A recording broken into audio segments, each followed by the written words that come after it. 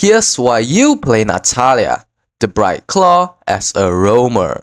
First off, she has exceptional map control due to her stealth mechanics, allowing her to dominate key areas. She offers high burst damage, capable of quickly eliminating squishy targets. Natalia also provides excellent crowd control with her silence and slows, making her a significant threat in team fights. However, Natalia has limited sustainability in prolonged fights and is highly dependent on positioning, requiring precise timing and strategy. Natalia's passive, Assassin Instinct. If Natalia stays in a bush without taking damage for 1 second, she enters a camouflage state, gaining additional movement speed. Her next basic attack teleports her behind the target, dealing bonus physical damage and silencing them briefly. While in this state, Natalia can ambush enemies effectively. Damage or skill usage ends this camouflage state, but her enhanced basic attack is maintained for 1 second. Natalia's first skill, Claw Dash, dashes in a target direction, dealing physical damage to all enemies in her path. If she hits an enemy, this skill can be recasted within 5 seconds. Use this for mobility, chasing, or escaping dangerous situations. Natalia's second skill, Smoke Bomb, releases a smoke bomb at her location, slowing enemies within the area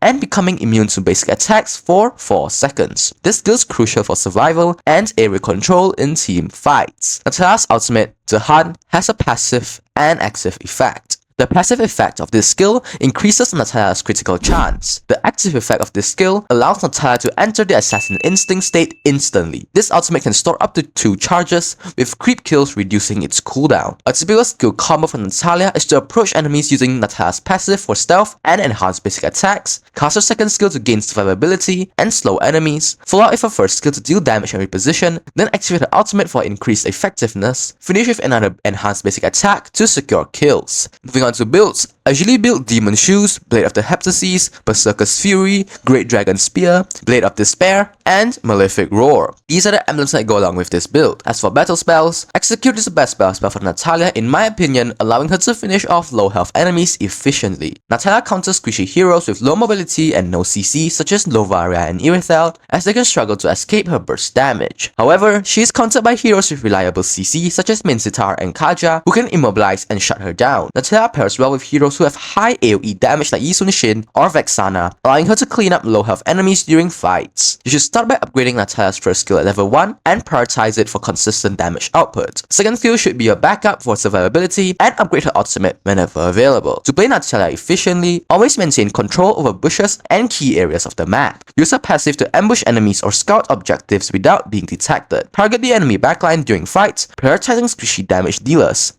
Timing is key. Strike when your enemies are isolated or distracted. Use her second skill to stay immune to basic attacks and disengage if necessary. Lastly, always adapt your build to counter the enemy team, focusing on penetration or sustain as needed. This guide ensures you're ready to dominate as Natalia in her role as a roamer.